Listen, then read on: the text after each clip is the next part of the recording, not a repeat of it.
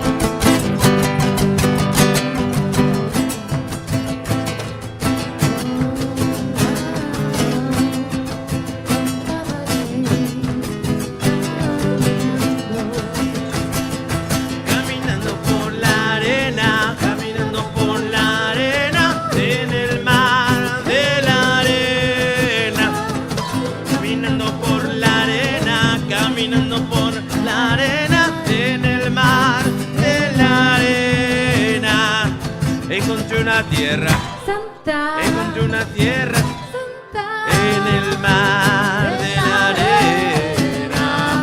Encontré una tierra santa, encontré una tierra santa en el mar de la arena.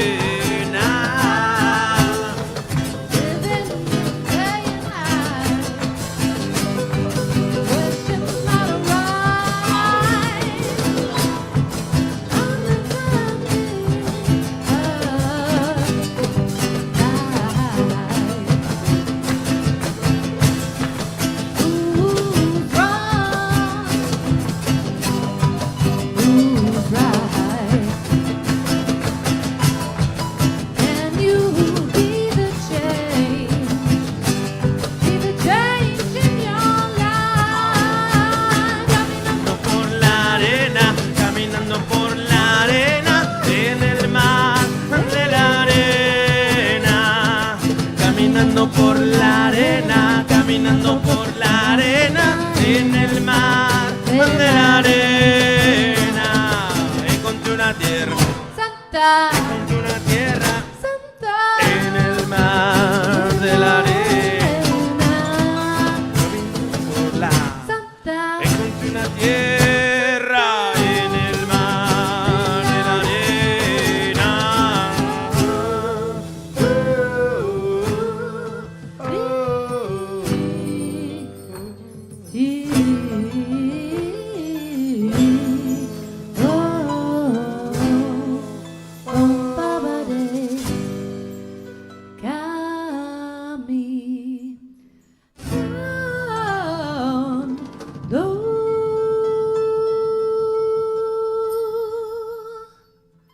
Gracias. Thank you so much. Thank you so much. We are Son Monarcas, and we realized after working in different types of sones and focusing on the monarch butterfly that we didn't actually have a song about the butterfly. And so eventually, around the pandemic time, we started to work on a piece called Volar Conmigo. And I wrote it, and then eventually we actually were approached by the Uniting Voices Choir, formerly known as the Chicago Children's Choir, to collab with them on a completely different piece by Selena, which was awesome too. But it was called, Sin Fronteras, and it was about, without borders. So we decided to ask them if they wanted to also participate in our piece.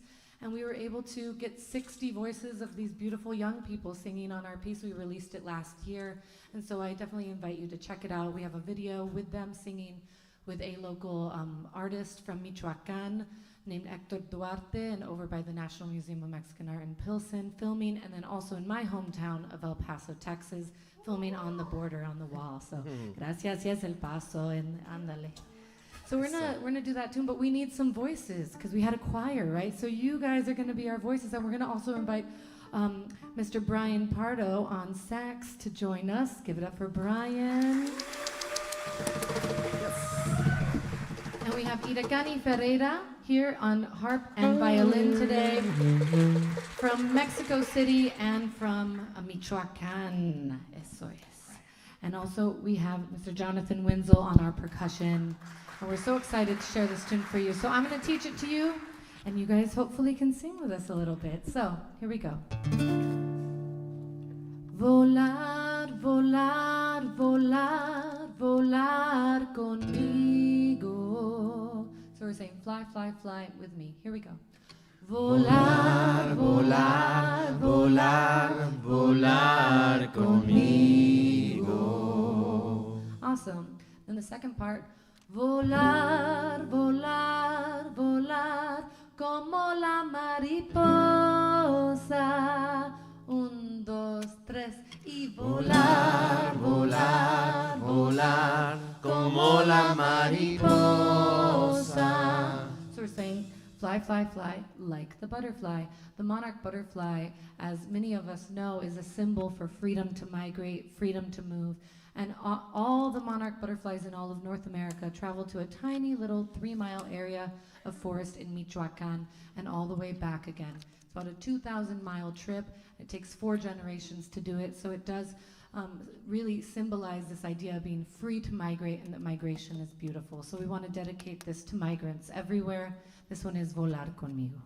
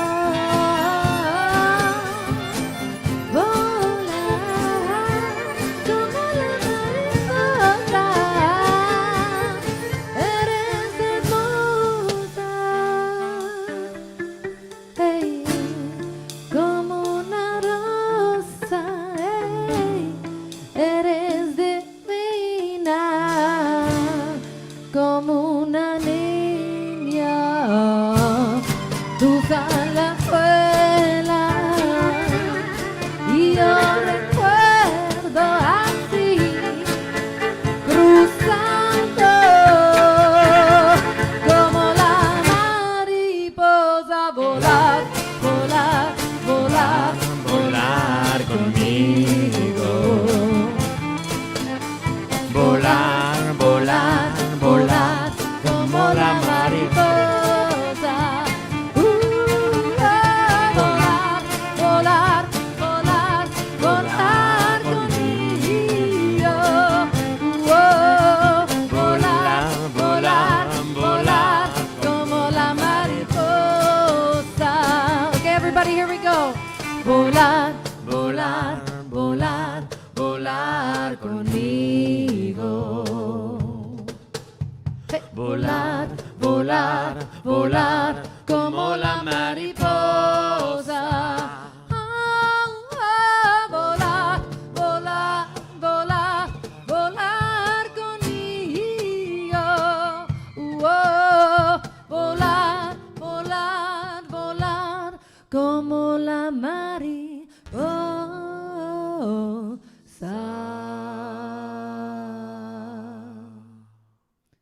Gracias. Thank you so much. We are Son Monarcas, and we're so honored to be here today. Let's hear it again for Son Monarcas. Thank you for getting us all singing. And stay tuned. They're going to be back to treat us to some more music. Good evening and welcome to the Harold Washington Library Center of the Chicago Public Library.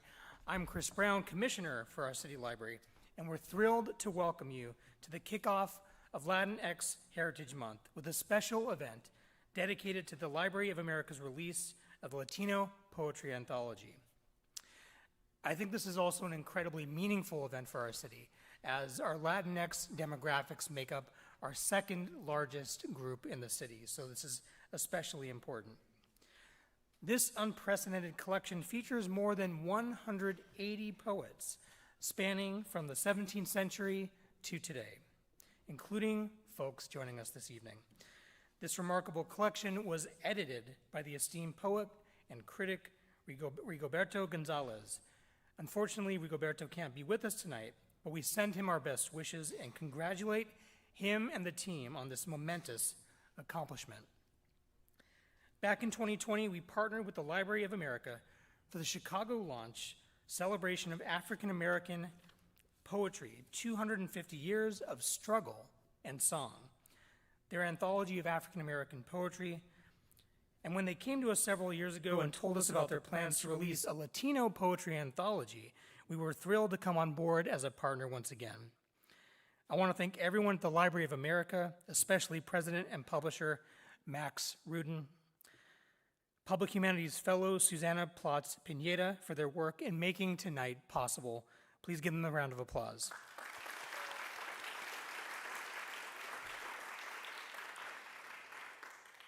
Thank you also to the National Endowment for the Humanities for the support of this project, as well as to the Chicago Public Library Foundation. I also want to thank the Chicago Public Library programming team who make all of this work possible through their partnership on tonight's event. And to MC this evening, please welcome to the stage Mariela Colon of the Adult Services Department. Thank you so much.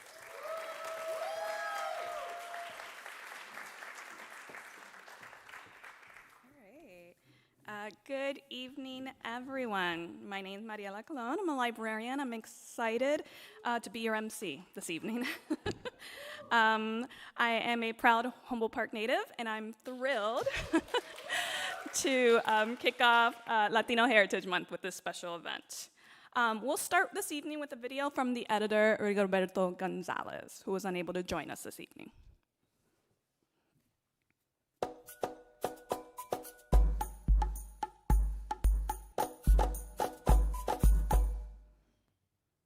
Latino poetry has a very long and strong tradition here in the United States. And so this is an effort to open the door to further discussions about what makes Latino poetry, who writes it, and what we call Latino poetry. Many poets are trying to examine exactly what home is. You know, the United States is going to be our first home or a second home or a third home, that there really isn't one space that encapsulates our histories and our journeys. We have ancestors who were immigrants, ancestors who were refugees or exiles, but it also acknowledges that we are also looking in ways that we feel at home in our bodies, we feel at home in our languages, feel at home in our identities. You know, we are constantly shifting, we're changing. You know, every generation has a new way of thinking of themselves in the American landscape, but also in terms of the trajectory of their family's history as well. There's also a need to be proud of who we are, especially now when there are so many ways in which we are being told that we don't belong, that we should be gone, should be elsewhere, should leave. I think this is an important statement to make, that we belong here, we always have, and that we're proud to be both American and any other identity that we associate with. Poetry has really reflected that sense of, you know, we're here and we're not going away. We belong here, even though we are undocumented, even though we have been brought here or we came here, but we're here, right? That nothing's going to take us away because we do belong here. We are part of the American fabric. There is still this important sentimental connection to another home, another place. It is interesting to see how even 3 or 4 generations later, there's still this need to remain connected to that ancestry. That's the intention in the work, but I don't think it's contradictory. I think that this is the part where I think Latino identity really thrives in acknowledging and in demonstrating that we're not just one thing, that we're not just one story, that we are not just one people, right? That we can be many different stories. We can be many different peoples. Even one individual can represent that.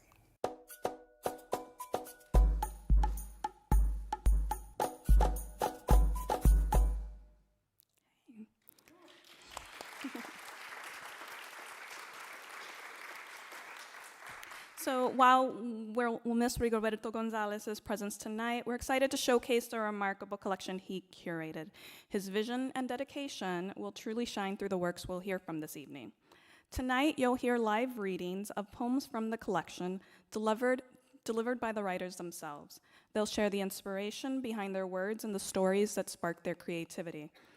Also, Luis Alberto Rivera was unable to join us this evening. We'd like to remind everyone that the anthology is available for sale outside of our venue. If you're interested, it features hundreds of other pieces that offer a comprehensive look at Latino poetry in America. Please silence your cell phones. And now I'd like to invite our first speaker to our stage. Diego Bayas is a writer, educator, and abolitionist. He is the author of Guayarete White and curates the Blue Jay Summer Poetry Series in Rogers Park.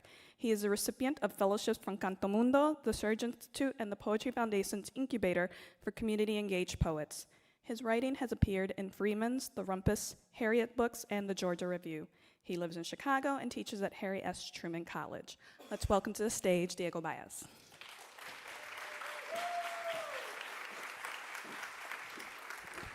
Hey, y'all. Okay. I'm Diego.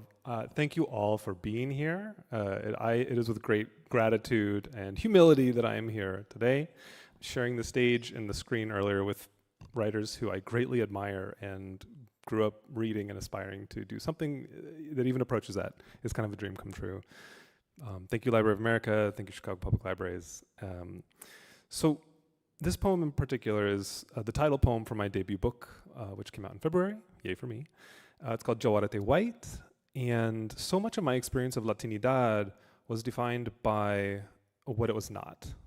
I grew up in central Illinois. I did not have a Spanish-speaking community. I did not have a Latino community to speak of until every 2 or 3 years, my father would take us down to Paraguay. And my brothers and I have 2 younger brothers, we're all very close in age. And we traveled to Paraguay during the winter time of central Illinois when we'd be all, pasty white and sad and like seasonal affective disorder and also just sad. But we'd go down to Paraguay and we'd stand out as the gringo americanos, and yet we had so many primos and primas and primes and our tias and tios and my abuela and abuela when they were alive. And it was so odd to have people who are so close to me live so far away and only get to see them in 2 and 3 year intervals. And a lot can happen in 2 or 3 years, especially when you're younger. The flip side of that is growing up in Bloomington, during the summers, my brothers and I would tan, get fairly dark, and we'd be the darkest kids on the block, and we'd stand out for that reason. And it was kind of a trip. And I carried this with me for most of my life, and I didn't really realize it until I started writing the poems that made their way into the book.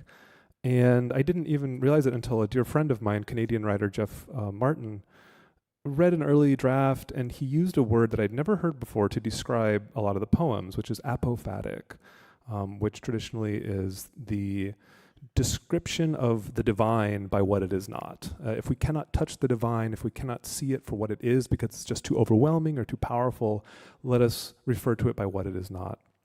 And that kind of tripped me out a little bit because I realized that I had been relating to this key part of myself for so long in negative terms. And you will hear that in the poem that I will read. So much of how I understand my own Latinidad and my relationship to Paraguay, and especially my relationship with Spanish, which I am trying to recover and rebuild, has taken on a new emphasis. I have a child, she's 5, she started in kindergarten. It was a nightmare, and now it's great. And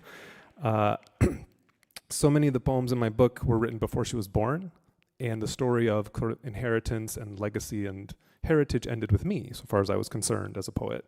But now it has extended this whole new dimension out to the future generations. And I hope to share with you just a little glimpse into Paraguay a bit, and the other side of my heritage. My mother is a white woman from Pennsylvania, and so reconciling those or navigating those has been the journey of my life, I suppose. So this poem is called Jawarete White. No jaguars wander my father's village. No panthers patrol the cane fields caged in bamboo fences. Nestled among the Biritusu, what passes for a mountain range in Paraguay, the Cordillera Kawasu. You see, Spanish adjectives arrive after the noun they describe, clarifying notes that add color and context.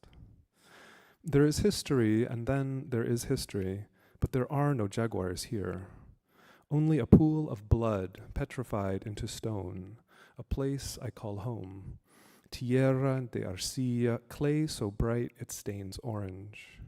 This color we call rust in English, after a chemical reaction used to describe the old, unused, out of practice.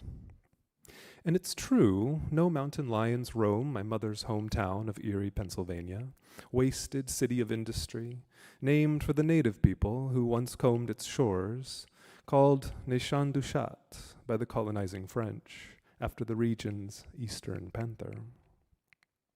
By now, every oxidizing firearm and spearhead and family charm has moved west or died out, like the Lynch clan, my ancestors, or the only indigenous word to survive the Erie people, Chautauqua, co-opted by enterprising whites, literally taken to mean a cross-country, faith-based movement, a cultural accumulation, which does sound awfully familiar. Don't worry, because I don't know how to pronounce it either, the Guarani. I only know Jopara is like Paraguayan Spanglish, a mixture of Spanish and Guarani, spoken in the hillside villages, Los Campos, the countryside. But I speak none of the above myself. Even English makes little sense whatsoever, hybrid monster of predominant whites. But this poem is not about albinos. It's not about willow bark or sugar cane or bartered soil. It's not about the Basilica at Coacupé or the spring of the Virgin Mary, busy with elbows this morning. It's not about anything real or true. It's not about binaries, ancient or new. It's not about a tia teaching her sobrino to speak, spelling out the sound of each color and pointing, charcoaled remains of last night's fire, hu, ash blown and scattered, morotu.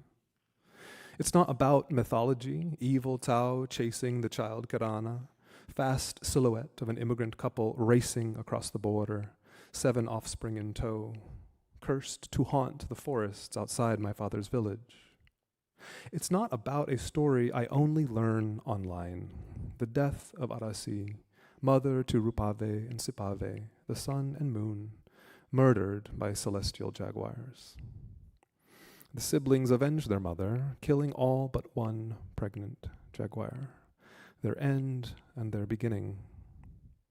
They are now entangled, twinned, and jaguars come to represent the souls of all the dead, inseparable from each other, this people and their origin. So it is, and so am I, here now, in the temple. Thank you.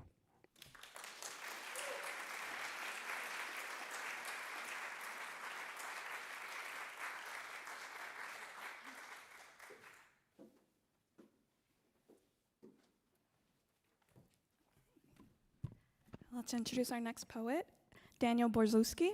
Daniel Borzutzky is a poet and Spanish language translator from Chicago. His most recent books are The Murmuring Grief of Americas and Written After a Massacre in the year 2018. His 2016 collection, The Performance of Becoming Human, received the National Book Award. Lake Michigan was a finalist for the Griffin International Poetry Prize. His most recent translations are Cecilia Vicuña's The Deer Book and Paula Ilabacas Núñez, The Loose Pearl, winner of the PEN Award for Poetry and Translation. His translation of Galo Gioliotto's Valdivia received the American Literary Translators Association National Translation Award, and he has also translated collections by Raúl Zurita and Jaime Luis Junun. He teaches English and Latin American and Latino studies at the University of Illinois at Chicago. Welcome to the stage.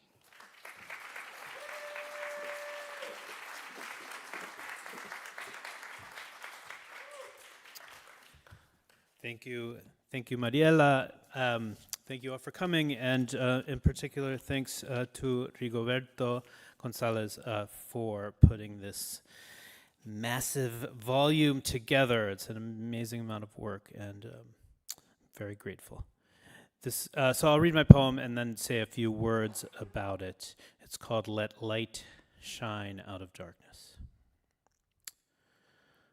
I live in a body that does not have enough light in it. For years, I did not know that I needed to have more light. Once, I walked around my city on a dying morning, and a decomposing body approached me and asked me why I had no light. I knew this decomposing body. All that remained of it were teeth, bits of bone, a hand. It came to me and said, "There is no light that comes out of your body." I did not know at the time that there should have been light in my body. It's not that I am dead. It's not that I am translucent. It's that you cannot know you need something if you do not know it is missing. Which is not to say that for years I did not ask for this light. Once, I even said to the body I live with, "I think I need more light in my body." But I really did not take this seriously as a need, as something I deserved to have. I said, "I think I need for something blue or green to shine from my ribcage." Other times, when I am talking about lightness, I'm talking about breath and space and movement, for it is hard to move in a body so congested with images of mutilation. Did you hear the one about the illegal immigrants who electrocuted his employees' genitals? Did you hear the one about the boy in Chicago whose ear was bitten off when he crossed a border he did not know existed? I want to give you more room to move, so I am trying to carve a space with light for you to walk a bit more freely. This goes against my instincts, which are to tie you down, to tie you to me, to bind us by the wrists, the belly, the neck, and to look directly into your mouth, to make you open your mouth and speak the vocabulary of obliteration right into your tongue, your veins, your blood. I stop on a bridge over the train tracks and consider the history of the chemical melting of my skin. Once, when I poured a certain type of acid on my arm, I swore I saw a bright yellow gas seep out of my body. Once, my teeth glowed sick from the diseased snow they had shoved into my mouth when they wanted me to taste for myself, to bring into my body the sorrows of the rotten carcass economy. Once, I dream wrote that I found my own remains in a desert that was partially in Chile and partially in Arizona. Was I a disappeared body tossed out of an airplane by a bureaucrat, soldier, compatriot, or was I a migrant body who died from dehydration while crossing the invisible line between one civilization and another? I was part of a team of explorers. We were searching for our own bodies In the desert, I found my feet and I put them in a plastic bag and photographed them, cataloged them, weighed and measured them, and when I was finished with the bureaucratization of my remains, I lay down in the sand and asked one of my colleagues to jam a knife into my belly. She obliged. But when the blade entered my skin, it was as if my belly were a water balloon. Water shot into the air. My skin ripped into hundreds of pieces, and I watched as the water covered the feet of my colleagues who were here to document their disappearances and decomposition. It was at this moment that I saw light in my body. Not sun over the sand, but a drip of soft blue on a piece of skin that had fallen off my body and dissolved into its own resistance.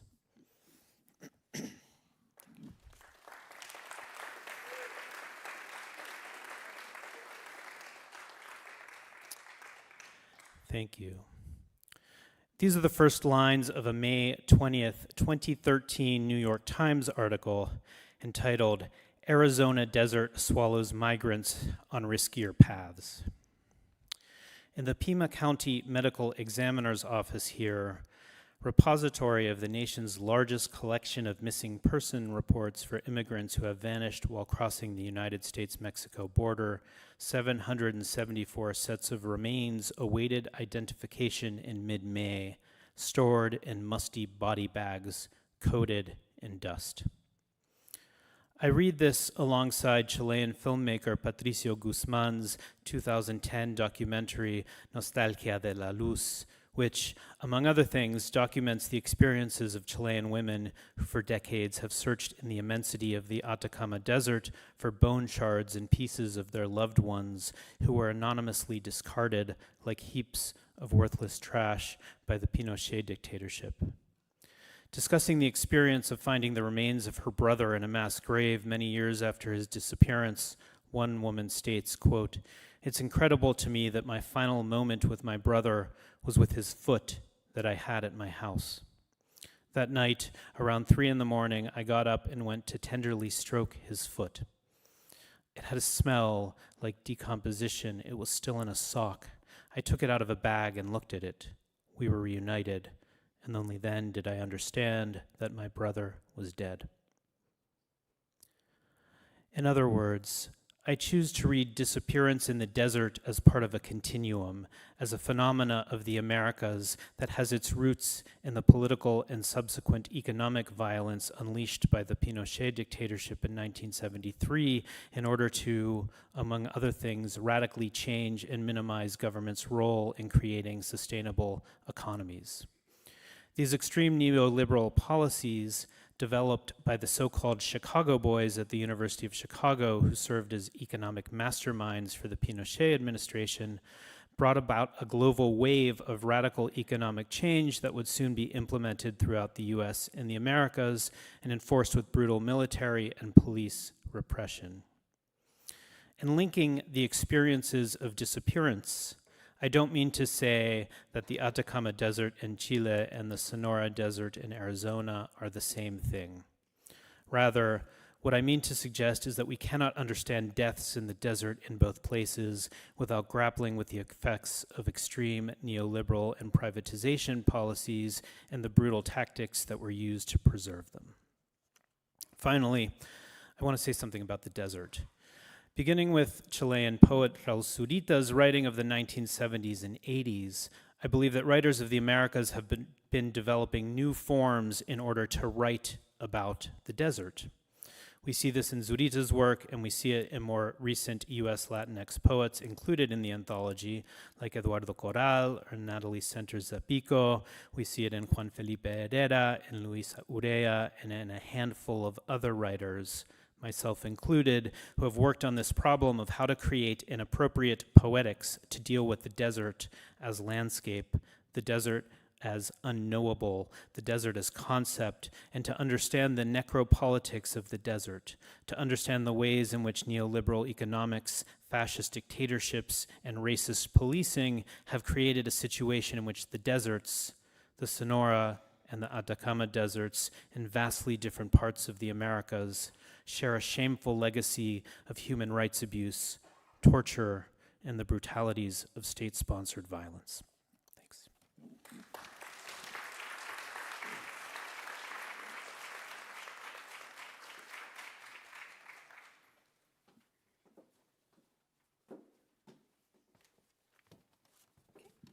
Thank you. I would like to introduce our next speaker this evening. Brenda Cardenas has authored Trace, winner of the 2023 Society of Midland Authors Award for Poetry, and silver winner of Forward Review's Indie Poetry Prize, Boomerang, and 3 chapbooks. She also co-edited Resist Much, Obey Little, inaugural poems to the Resistance, and Between the Heart and the Land, Latina Poets in the Midwest. Her poems and essays have appeared and are forthcoming in many literary journals and anthologies, including Latino Poetry, the Library of America Anthology, Poetry, Prairie Schooner, Braving the Body, Latinx Poetics, The Art of Poetry, Tab, Journal of Poetry and Poetics, and Ghost Fishing, an Equal Justice Anthology, among others. Cardenas has served as Milwaukee's Poet Laureate and is Professor Emerita of English at University of Wisconsin-Milwaukee.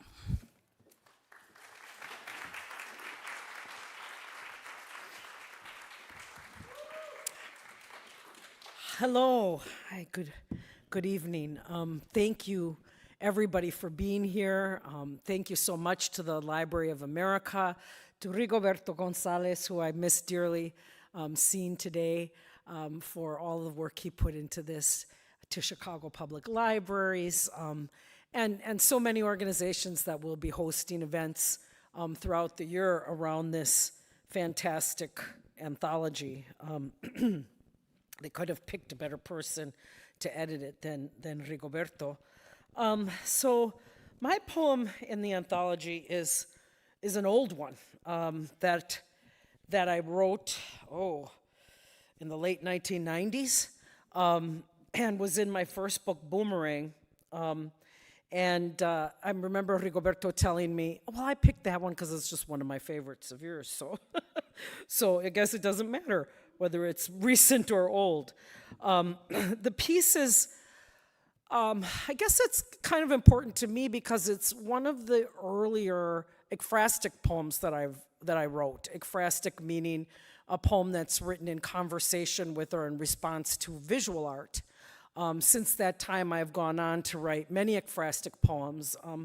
And this one is in response to a piece of performance art and installation art by Guillermo Gomez Peña and his collaborator, Roberto Cifuentes. I don't know if you're familiar with Guillermo Gomez Peña or not, but he's still alive and creating. His big heyday, I think, was really the late 90s, the early 2000s, when he won a MacArthur Genius Award and was presenting a lot of pieces. And the piece, Report from the Temple of Confessions, it presents 2 end-of-the-century saints from an unknown border region in search of sanctuary across the United States while gathering confessions on intercultural fears and desires. Designed as a theater of mythos and cultural pathologies, the temple proposes a ceremonial space for the reflection on ethnic, racial, and gender prejudices. It's divided, or it was divided. I saw it at the Detroit Institute of Arts, and it was divided into like 3 rooms or 3 main spaces.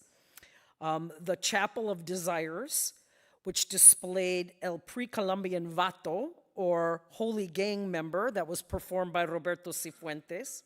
The Chapel of Fears, which displayed San Pocho Astlaneca, a hyper-exoticized curio shop shaman for spiritual tourists, and that was performed by Guillermo Gomez Peña himself.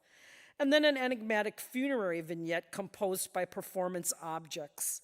Paintings of other hybrid santos hung from the walls, 2 nuns, a chola nun, and a dominatrix nun took care of the temple, and visitors could leave their confessions.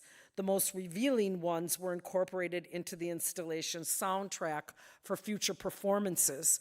At the time, I was in graduate school at the University of Michigan, and I was taking a course in poetics that was all about writing in received forms. So every week we had to write a poem in a different received form. And one day the professor walked into the room and said, okay, you're all going to write a poem in Old English alliterative verse, right? Which is what Beowulf was written in, right? So the form demands that you have 2 half lines or hemistitches, that there's 3 alliterations per line, there's a certain number of syllables per line, or accented syllables per line, right? And I looked at that assignment and I thought, okay, a sonnet, a ballad, I get it, but Old English alliterative verse? How am I going to possibly write something, from my life or my context that's going to fit in this form? And I just so happened to go to the Detroit Institute of Arts right around that time and saw the Temple of Confessions. And I was coming home from having viewed this amazing installation, and the poem just started to write itself in my head. So it actually came from an assignment. Report from the Temple of Confessions in Old Chicano English. Se cruzan canyons en el Templo de Confessions. Language lies across the barbed lines, piles of its limbs pierced y pinchados. Risky recordings reveal what we think of the other offering his objectified body to the river rats who ride his wet back, the coro de coyotes who crave his flesh, the whey-faced who whisper their sin in his ear, the translators who trap and trade his tongue, la raza who receive him, la raza who repel him. In this chamber, the chill of chicken flesh, pollito mojado, picoso y picado, the black body bag of the repatriated. Here, the distorted words of debutantes y do-gooders, of no-no-betters y neo-Nazis, of Beowulfs and other born-again beasts, of sandaled sombreros sleeping under cacti, of Machiavellian mentes y mouths, of anthropological autoethnography, of pretend pachucas peeling their layers, of preachers and poets with puckered lips, of the misused multicultural machinery, of the Hispanic hodgepodge hiding their indio, of the Quetzalcoatl's concealing their conqueror, de la migra meando marking its turf. Here, the hemistitched hemispheres blend, a vacuum of voices absorbed in the velvet paintings of slick y sexy santos, of the Aztec icon at the altar of Aslan, tripping and turning transvestite warrior, of the cyber cholo stripping down Simon, the vato locos liquid eye lures us over borders, their blurred tumbling barriers, calling us to come, stare into the cage. Stare into the cage, jaula de joda aquí juntándonos, the table turned and tacked to the wall, lit with votives, licking our luscious breakfast bowl of cucarachas on their backs, squirming to free their feet and fly. There were actually bowls of live cucarachas in that installation on their backs, because they can't walk if they're on their backs. And the friend I was with, a poet named David Allen, just kept on talking about turning that bowl over. But luckily he didn't. Gracias, thank you.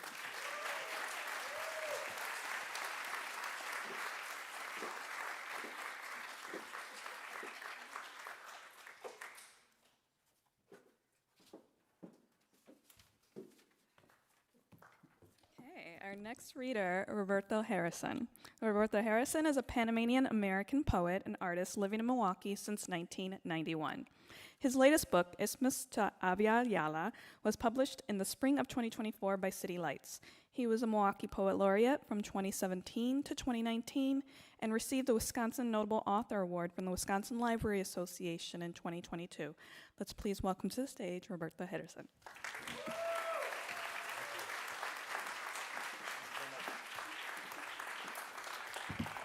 Thank you very much. So happy to be in this anthology. It's so beautiful. I love Library of America books.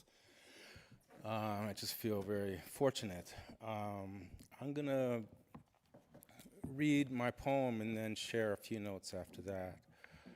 Before I start, there's a typo actually in the second line of the poem in the anthology. The anthology says H-I-S, it's actually H-I-R. A grotesque side of Panama with cooling shadow. I'm from a stitch-sewn angel's death, her innocent mouth ripped apart by knives and a sandblast, a blood-soaked mass to the meat of the door. My cover is a brutal silence of the jungle lord of disappearances, as I do not stand well against the patterns of a pure night's grief without trigger. One day the visions of pain outside the body lose the sun's directions.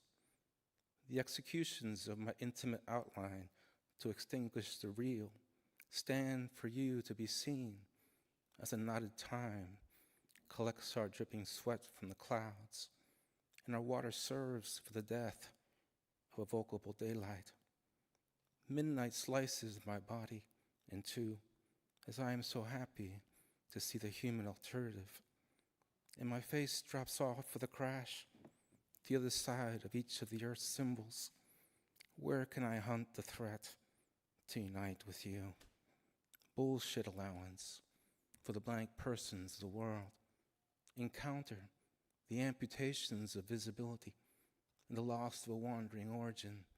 To be gone, the canal is gone as the Mississippi purls to my neck. So this poem is in this book, my Tropical Lung Exists book. And this is a drawing, one of my drawings that I call text. It looks like a face on the cover in the back. If you could see under the text, it looks like an interface. And I have some notes as to how things work together. So I hope to make Tropical Lung 7 volumes. I've published 3 so far. And Tropical Lung is the part of the jungle that freshens the air. A term I thought was common knowledge, but which I could not find on the web. So I thought it was a perfect title. The grotesque is not necessarily negative. It can also imply hybridity, etc. But I do have some complex and ambivalent feelings about the Panama Canal. One of my uncles used to give tours to the Panama Canal. I reject it to the extent that it's symbolic of apartheid and of a sometimes unwanted presence of the United States in Panama. But it also connects the oceans through the sea and me. Through my books, I go further and further into the jungle, into the heart, further and further into Tropical Lung. My first collection of poems, when I first started out, I called Darien, which is the Darien jungle in Panama. The volume I'm currently working on is Post-Human Native. In this book, I'm striving for a cosmic indigeneity to the whole of the earth. And I also want to say that US Route 1 ends as a door to the Darien jungle. In a sense, the end of empire exists in Panama. Not to emphasize Panama as a nation state, but it being a borderless and inviolable region that from a high point near Panama City, on a tall, thin hill, emerges what I call the Tecumseh Republic, a future earth-oriented society with texts being the citizens of the Tecumseh Republic, and text being reflective of a face and interface. And I've made many drawings of these texts. And I like the fact that I can say the word text and it refers to my drawings and my writing at the same time. Texts bring the winter with smoke and arrive as a bridge. They arrive in 7s and depart in 4s. I am a tech when I see past the screen. Mobilian is a language that is being both found again and created for the first time in making texts. Texts spawn cultures in Mobilian by organizing around a main principle of generosity, not around greed. I am making something Mobilian through 7s in Tropical Lung. Thank you.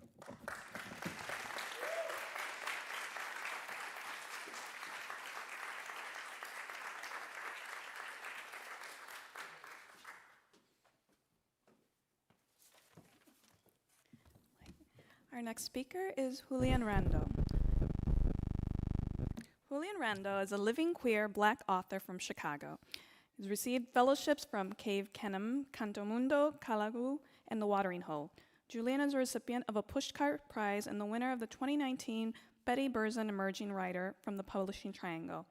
The writing has been published in New York Times Magazine, Plowshares and Poetry, and anthologized in Black Boy Joy, Wild Tongues Can't Be Tamed, and Furious Flower.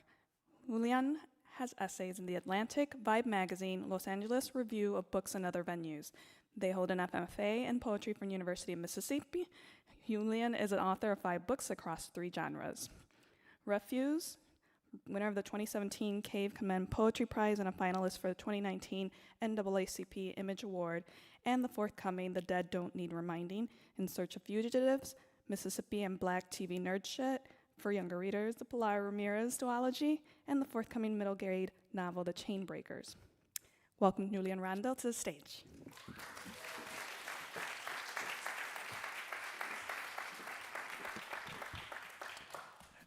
Yo, what's good, everybody? I'm Julian. How y'all doing?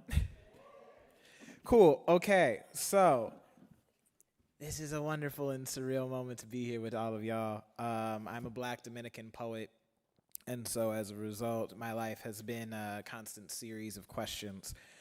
And I say all that to introduce this poem, and then I'm going to talk like a teeny tiny bit, and then hopefully there should be enough time to sneak in one last one. Okay. Biracial hustle, why everything ends in blood. And what language exists with no word for blood? What gets across the legend as quickly as blood? Where I am from, there are no words for my shade, only nicknames, approximations for the blood. Blacktino, La Negro, half-breed, mutt, progress, confused, a turmoil of skin, bouquet of hunted blood. I am a burden in every mouth. My name a minefield. People forget what I am exactly, but I end in blood. Two-tone sacrament, where the soil meets the sky, but never the horizon, child with the invisible blood, like a sunset. I am considered most beautiful when I am disappearing, stitching a gown of my blood, child with too many tongues, gone twice over, aftermath, a failed experiment of the blood. People ask, what are you? And I have no house. I bite my tongue into a copper and search my blood for a key, for a name that is not a translation for once there was a war here. Here's what we did with the blood. So I wrote that poem when I was in the process of failing out of college, and don't worry, I made it out. And I was taking this astronomy class, and the lone thing, and I really do mean the lone thing I can remember from taking this astronomy class is this idea of circumpolar stars. The idea of a circumpolar star is that they're 2 stars who, because of the nature of their gravity, they have the same orbit, but they can never touch, right? They can see each other from far away, but they can never bridge that distance. For the longest time, that's how I felt about my brother, Gabriel Ramirez. He was a fellow Black Dominican poet. We were in the same slam spaces, but always on opposite sides of the venue. If I had to catch a megabus, surely he was about to go up next. If I was about to go up next, surely Gabe was already still on the train. And so the distance between us grew smaller and smaller and smaller the more our community started to look like this room, right? And now, within this anthology, within this history that we've all brought together here tonight, his poem is right next to mine.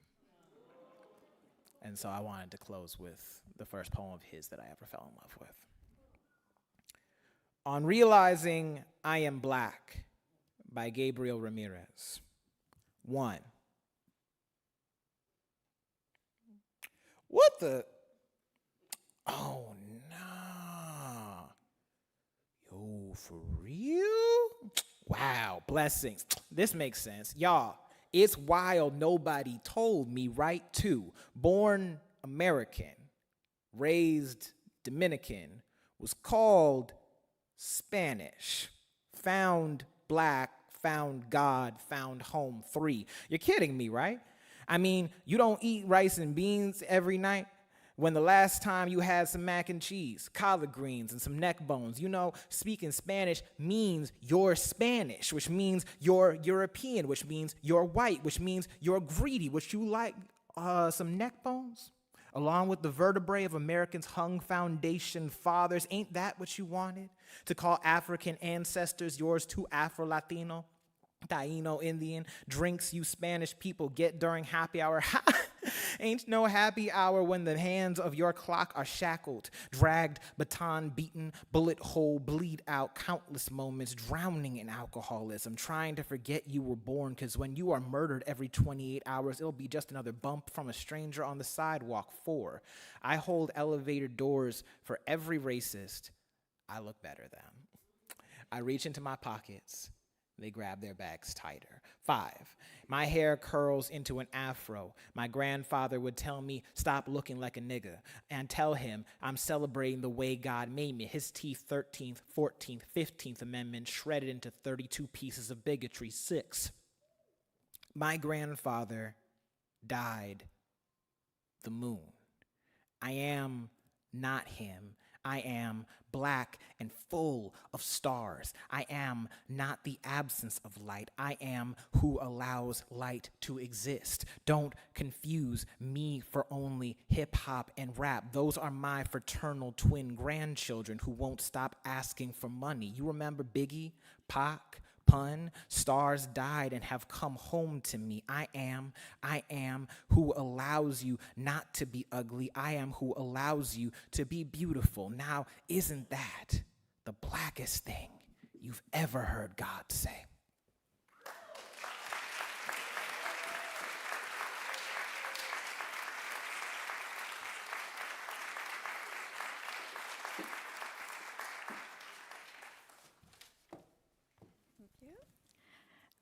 Our next speaker is Francisco Aragon. Francisco Aragon is the son of Nicaraguan immigrants. A native of San Francisco, California, he holds degrees in Spanish from UC Berkeley and NYU. Upon his return to the U.S. in 1998, after a decade in Spain, Aragon completed graduate degrees in creative writing from UC Davis and the University of Notre Dame. In 2003, he joined the faculty of the University of Notre Dame's Institute for Latino Studies, where he established Letras Latinas. His first book, Puerta del Sol, was published in 2005, followed by the anthology The Wind Shifts, New Latino Poetry, and books Glow of Our Sweat and After Ruben. His poems have appeared in over 20 anthologies. He has also translated several Spanish-language poets, including Francisco L. Aragon, Federico Garcia Lorca, and Ruben Dario. Let's welcome to the stage Francisco Aragon.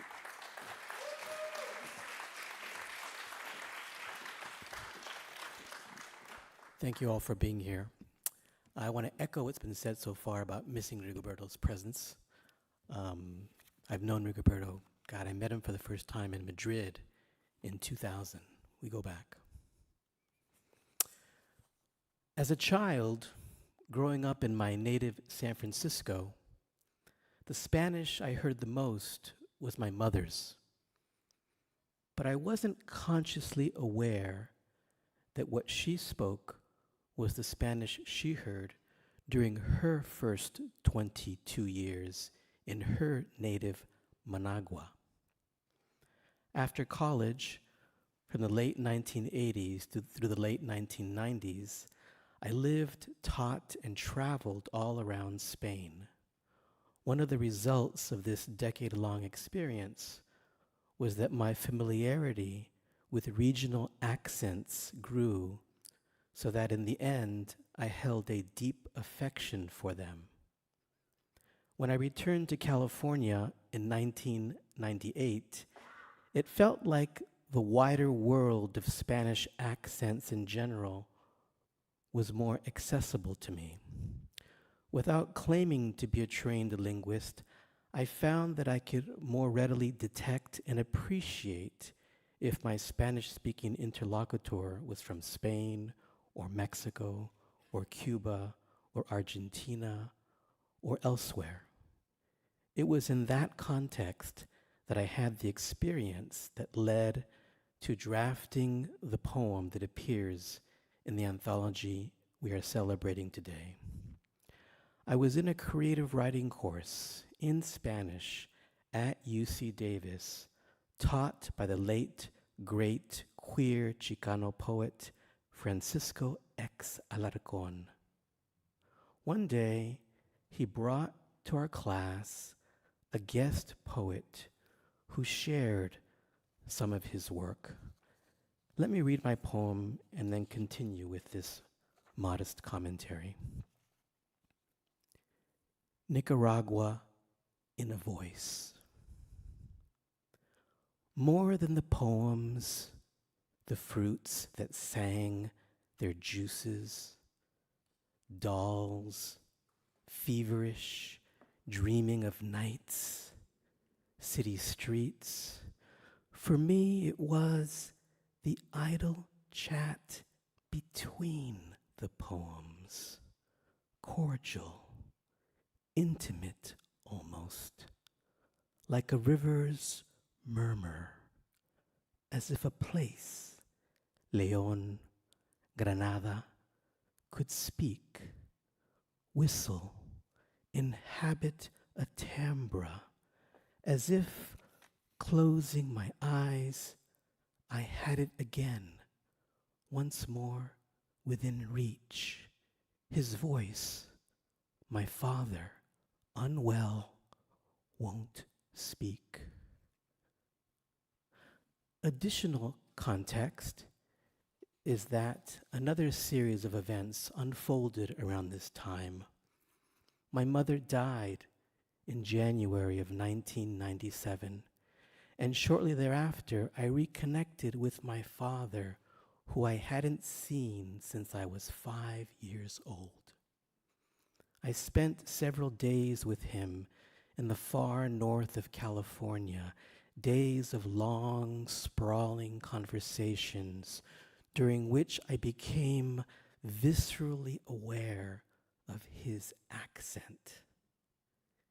In June of that year, I had to return to Madrid to resume teaching after my leave of absence because of my mother's illness and subsequent death.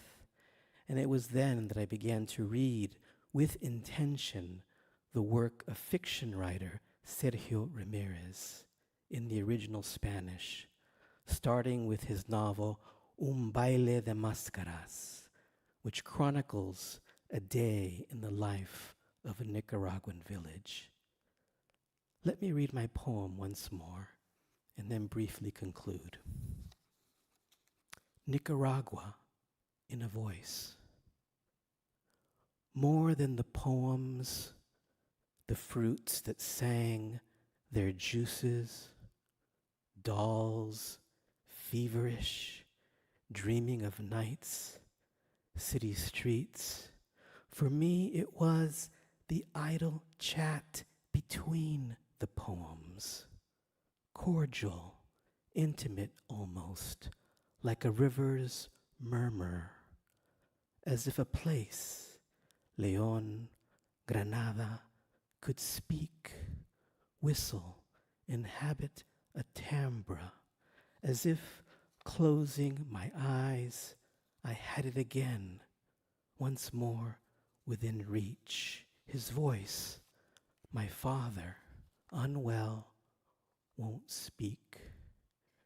And so the figure of the father, my father, appears at the end of the poem, but he is no longer speaking, and it's not entirely clear why. Nicaragua in a Voice is one of a handful of poems that engages with the persona of my father. They are from my most recent book, After Rubén. The title of the collection is an allusion to the Nicaraguan poet Rubén Darío, whose poems both my late mother and my late father listened to growing up. Gracias.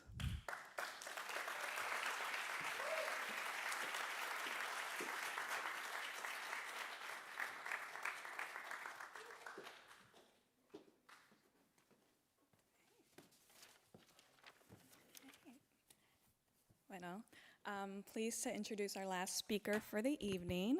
Ana Castillo, PhD, is a distinguished poet, novelist, short story writer, essayist, editor, and playwright, translator, independent researcher, and visual artist.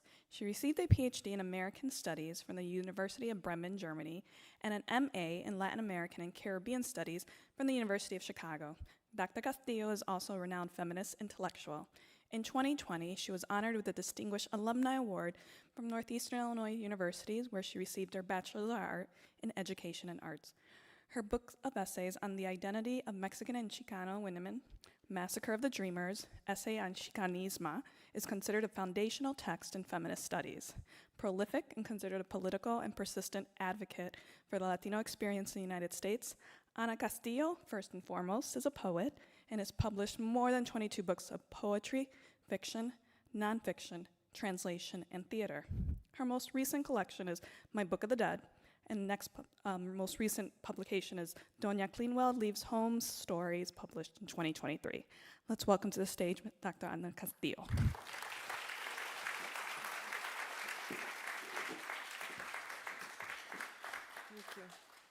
Thank you. I'm so honored to be here this evening, back to my hometown. I want to thank the library, libraries and librarians all over the world for bringing books. I was born and raised in this city. When I was around 12 or 13 years old, one of my best friends in my neighborhood told me about this thing called the library outside of our little library in our school. And we walked from my neighborhood. I grew up on Taylor Street to Randolph in Michigan, to the original Chicago Public Library. So it was like a treasure house. Well, you can see how beautiful it is still as the cultural center, but it was like, and all these books. And all these books now, someone told me this morning that gave me a little bit of hope that he believes that books will be making a comeback, because there's a lot of speculation about the future of books. I was thinking the other day, I now make my home in the desert, and I have a lot of things to say about the desert, not tonight, living out there, but I was looking out the window one day and I thought, you know, how does it happen that you you finally get to that point in your life where you're the one that's saying, back in my day, so I started writing back in my day, not only before the internet and before, because I just love the fact that I can research now, and even if I forget a word when I'm working, I can just look it up immediately, and there it is. I used to have to like go out and go do research, go to a library to go find some date, something. Now I can do that, but back in my day, I started writing before there were computers. Back in my day, there were typewriters, so it wasn't that far back in my day, but so I was born and raised in this city. I did decide to go on to school after high school. I graduated from the high school. It's just about a block down. It's now Jones Prep School. I think it used to be called Jones Commercial Girls High School, where my parents sent me with the hopes that I would become secretary, perhaps. I learned to type. I wasn't very good at taking orders. And those, back in my day, mostly you could be maybe at most the secretary, so, but I became very politicized. And we talk about borders. This was a city that had many borders. One of the borders was called the viaduct. So you crossed the viaduct, you went under the viaduct, you knew immediately that you were in the wrong neighborhood. So that was my first experience with borders in my life. So by the time I was a teenager at Jones Commercial School, I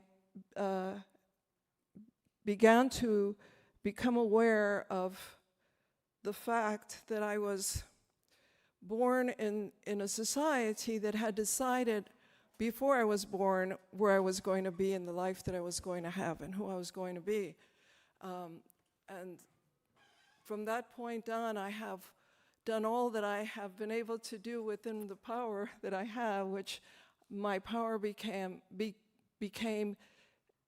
getting a voice to let people know that that was not going to be the case, not for me, not for many, many other women of my background and who look like me, who come from backgrounds like we do, where we often feel that we don't have choices, then we don't have voices. So that activism combined itself with a desire to also be creative. I love to draw. That was my first love. I want to thank the Hilton Contemporary Gallery that's downtown here that represents my artwork now. But back then, not all of that was just a faraway dream. The same thing with writing, and there was nobody around. There were not role models around for that. If I discovered a bookstore, in the binders, if you saw a Spanish last name, it would be somebody from Latin America, South America. It wasn't anyone here. And obviously, if you had a Spanish last name, you probably were not going to get published here. And so that began to be my political work. So from then on, the very fact that I have a voice is my political act. I didn't study writing. I never took a writing workshop. I was too suspicious to do that. I was not an English major. I wasn't a Spanish major. I was always told that, and I'm still told that my writing in English and in Spanish is not the greatest. But here I am, and as I read somewhere on the internet, it was quoted, Ana Castillo said this, and it sounds like I said it, so I think I did say it. And it said that I said, it wasn't premeditated at all. I just started writing, and it got out of hand. So here I go. This is a very early poem, even much older than yours, Brenda. Much older. Back in my day. So yes, but I'm very honored to be in this book, and to find that this poem has found a home here with so many wonderful people, some that I've met and some that I'm discovering in this book. I really do hope that people do take a minute and look through the book. This is called, and I wrote it here in Chicago, most likely on my little typewriter. It's called A Christmas Carol, circa 1976. Today I went downtown and signed away another dream. I watched the other women frown, the other women scream, with bitter sadness sign away their dreams as they became statistics for the legal aid divorce division, new numbers for the welfare line, eligible recipients for Social Security benefits as they signed away. Today, I sat among them with the stone-faced dignity necessary for one who wears a borrowed coat for the winter cold and counts her change for the Clark Street bus while Christmas shoppers push and shove. Among paperback readers, public sleepers, I tuck away my dream into some distant past. I tuck away a love that couldn't last but has.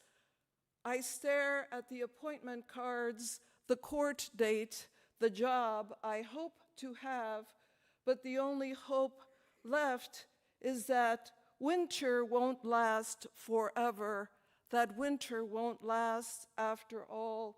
Nothing ever does. A little girl held her mother's hand with wide-eyed fascination, watched the holiday decorations on state streets. The parade went by. Santa Claus with the crooked cotton beard would wave, and Mama'd say, "Ya ves, pórtate bien y a ver qué te trae." And I wondered how Santa Claus would arrive at a second-floor flat in the back where even those who lived on the block wouldn't go out at night.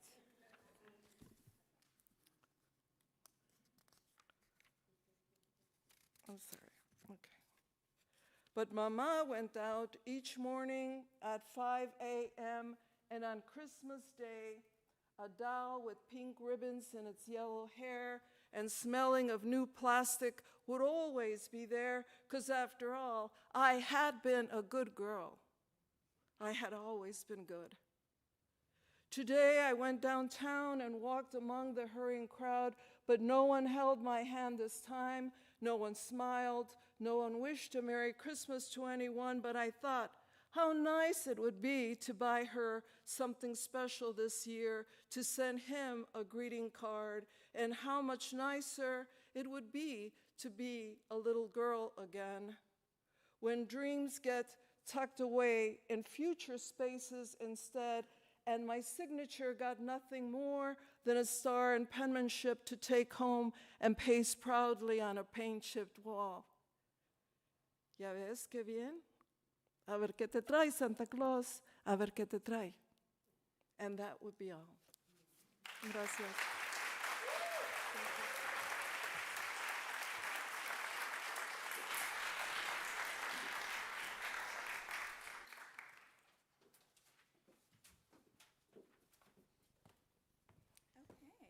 So we reached the end of our evening. Let's give a round of applause to all of our speakers.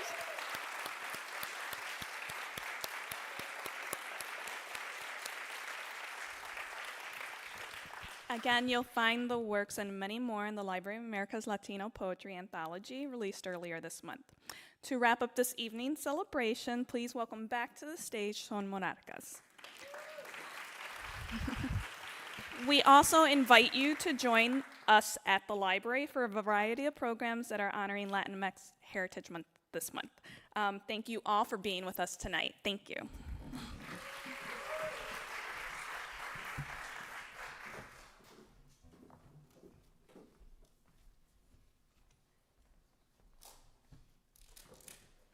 Hello, everyone. I want to just give a big felicidades to all the amazing poets and writers today to share your words, and also a big celebration for the Latino Poetry Anthology. It's really amazing, and I'm really excited to look more about all the works that are included.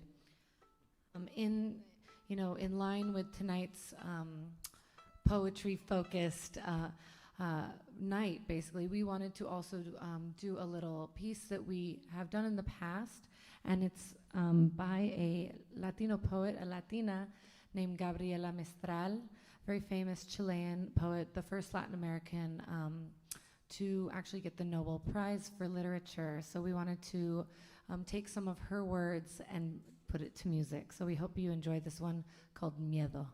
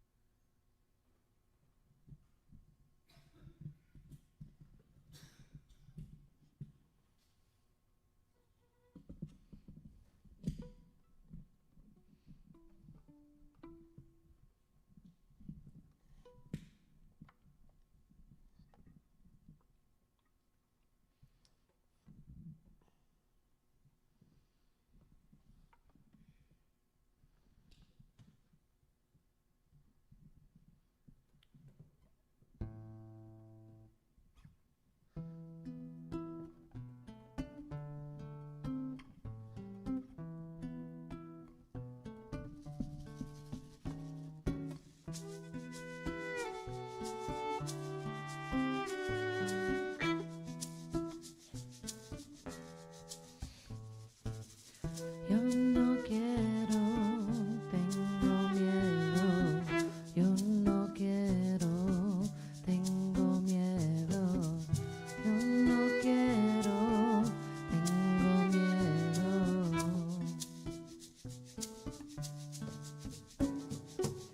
Yo no quiero que a mi niña golondrina me la vuelvan. Una volando en el cielo y no baja hasta mi cera. Él hace el nido y mis manos no la peinan. Yo no quiero que a mi niña golondrina me la vuelva. Golondrina me la vuelva.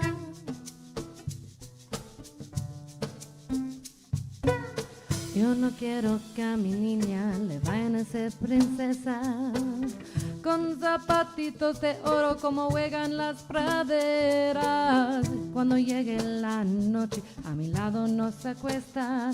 Yo no quiero que a mi niña me le vayan a hacer princesa. Me le vayan a hacer princesa.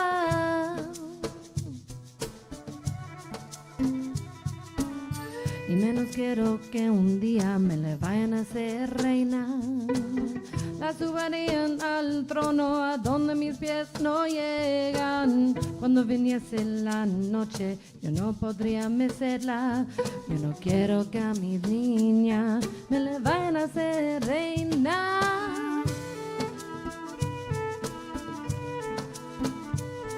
Yo no quiero que a mi niña me le vayan a hacer reina.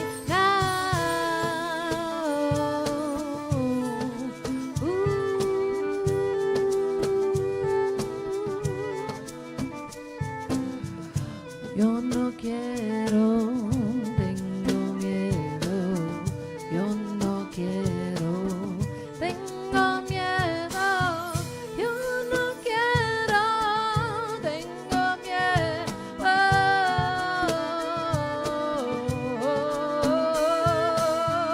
Yo no quiero, tengo miedo. Yo no quiero, tengo miedo. Yo no quiero, tengo miedo. Yo no quiero, tengo miedo. Gracias. Thank you so much. We're going to do another original. This one is called La Luna.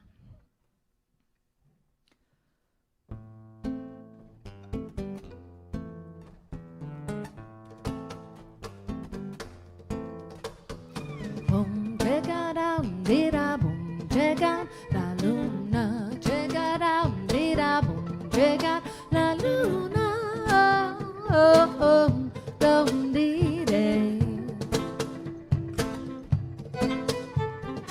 Boom, checa down, dida, boom, checa la luna, checa down, dida, boom, checa la luna, oh, oh, boom, dida.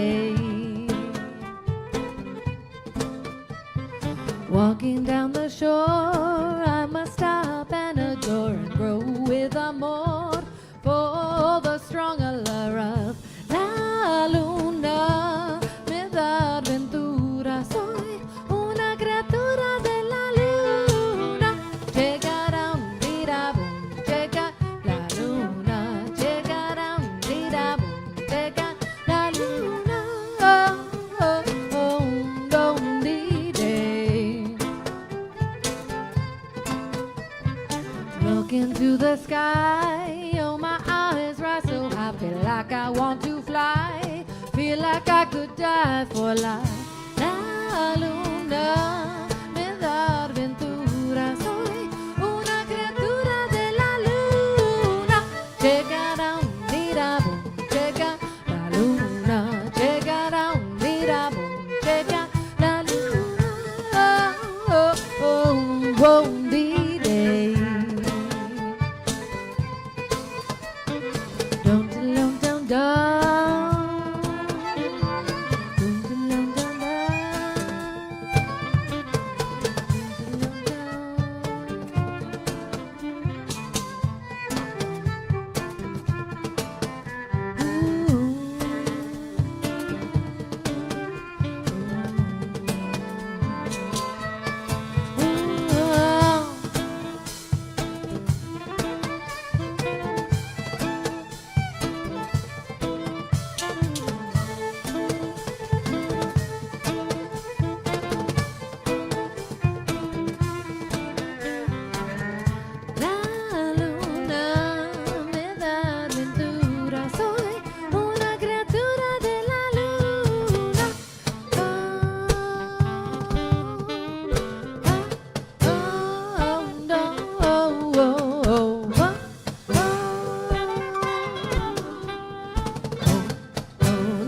hands together with me.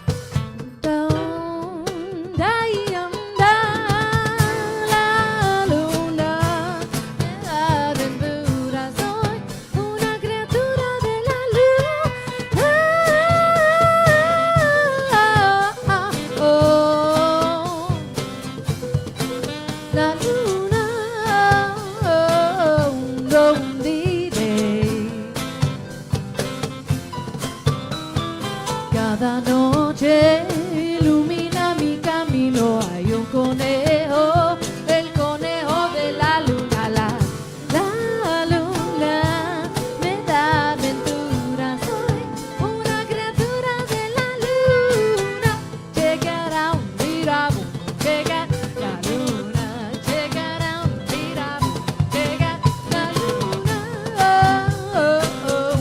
un día. Don't down down down, don't down down down down, don't down down down, yeah, don't down down down, don't down down down, don't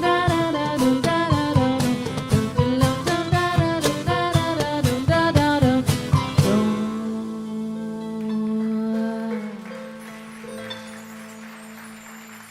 Thank you so much. We're gonna do one more tune. We are Son Monarcas, so happy to be here with you guys. And we're called Son Monarcas. Son representing different types of sones found throughout Mexico, but also monarcas representing the monarch butterfly. And so we're gonna go to a state in Veracruz, in Mexico, along the Gulf Coast of Mexico. And it's got a very special type of music from there called son jarocho, which has influence from African rhythms, Spanish influence, because of course we're singing in Spanish, and a lot of lyrical content focused on by indigenous people that were already in the Americas at that time, focused around nature and animals and things like that. So this style is called son jarocho, and we're gonna do an oldie but a goodie. It's about 400 years old or so. And we're gonna feature Mr. Irekani on the harp. Give it up for Ireka.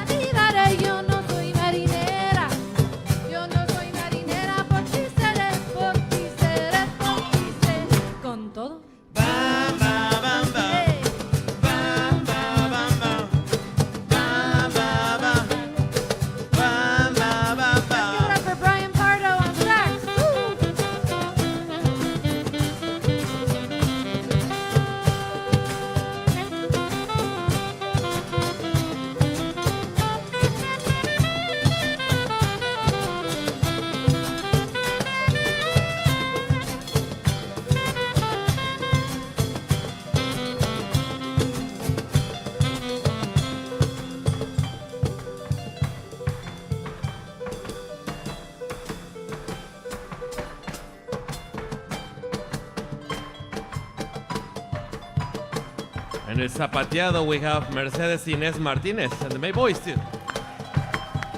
Gracias. Puro paso. Chuco.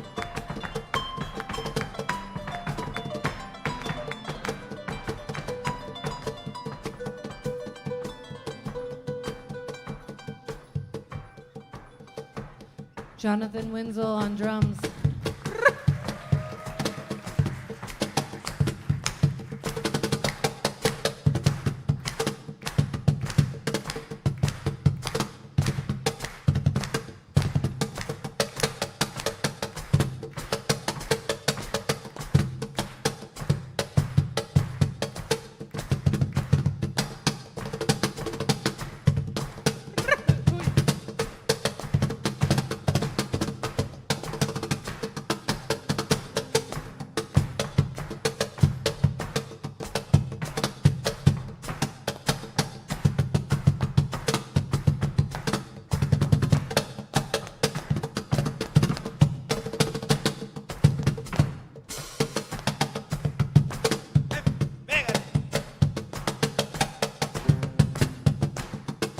Now we're gonna have the requinto jarocho, a ver.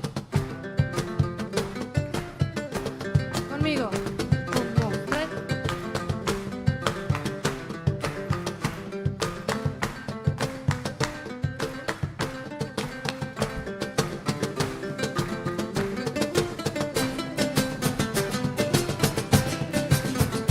Eso.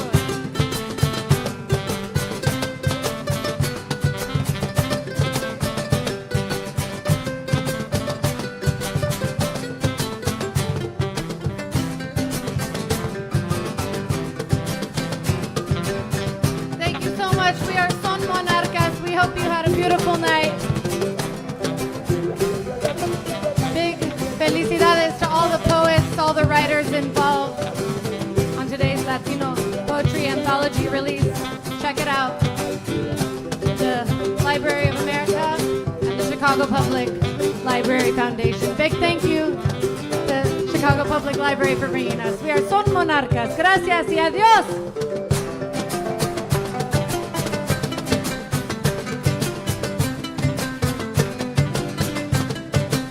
Ay, compadre, te pido de compasión que se acabe la bamba. Vamos. Que se acabe la bamba que hace calor allá arriba, allá arriba. Allá arriba, allá arriba, allá arriba. Yo no soy marinero, yo no soy marinero. Por ti seré, por ti seré, por ti seré. Bamba. Adiós, gracias.